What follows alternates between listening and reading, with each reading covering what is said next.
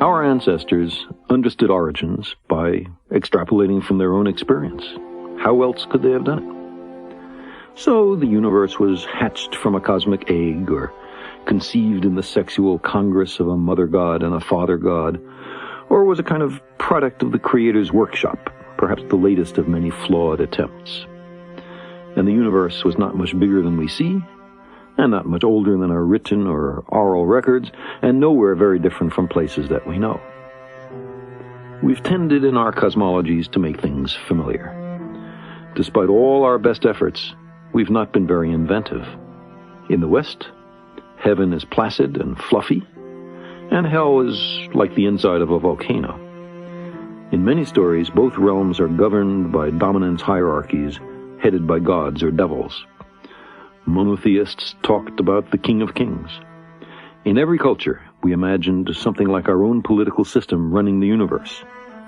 Few found the similarity suspicious. Then science came along and taught us that we are not the measure of all things, that there are wonders unimagined, that the universe is not obliged to conform to what was considered comfortable or plausible. And again, if we're not important, not central, not the apple of God's eye, what is implied for our theologically based moral codes? The discovery of our true bearings in the cosmos was resisted for so long and to such a degree that many traces of the debate remain, sometimes with the motives of the geocentrists laid bare. So, what do we really want from philosophy and religion? Palliatives? Therapy? Comfort? Do we want reassuring fables, or an understanding of our actual circumstances? Dismay that the universe does not conform to our preferences seems childish. You might think that grown-ups would be ashamed to put such disappointments into print. The fashionable way of doing this is not to blame the universe, which seems truly pointless, but rather to blame the means by which we know the universe, namely, science. Science has taught us that because we have a talent for deceiving ourselves, subjectivity may not freely reign. Its conclusions derive from the interrogation of nature, and are not in all cases pre-designed to satisfy our wants. We recognize that even revered religious leaders, the products of their time, as we are of ours, may have made mistakes. Religions contradict one another on small matters such as whether we should put on a hat or take one off on entering a house of worship, or whether we should eat beef and eschew pork or the other way around, all the way to the most central issues such as whether there are no gods, one god, or many gods. If you lived 2 or 3 millennia ago, there was no shame in holding that the universe was made for us. It was an appealing thesis consistent with everything we knew. It was what the most learned among us taught without qualification. But we found out much since then. Defending such a position today amounts to willful disregard of the evidence and a flight from self-knowledge. We long to be here for a purpose, even though, despite much self-deception, none is evident. Our time is burdened under the cumulative weight of successive debunkings of our conceits. We're Johnny-come-latelys. We live in the cosmic boondocks. We emerged from microbes and muck.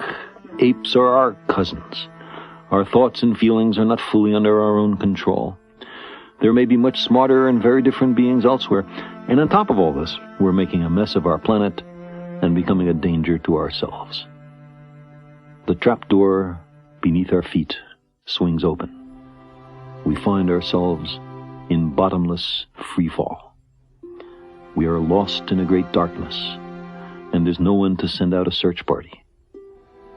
Given so harsh a reality, of course we're tempted to shut our eyes and pretend that we're safe and snug at home, that the fall is only a bad dream. Once we overcome our fear of being tiny, we find ourselves on the threshold of a vast and awesome universe that utterly dwarfs, in time, in space, and in potential, the tidy anthropocentric proscenium of our ancestors. We gaze across billions of light years of space, to view the universe shortly after the Big Bang and plumb the fine structure of matter. We peer down into the core of our planet and the blazing interior of our star. We read the genetic language in which is written the diverse skills and propensities of every being on Earth. We uncover hidden chapters in the record of our own origins. We invent and refine agriculture, without which almost all of us would starve to death. We create medicines and vaccines that save the lives of billions.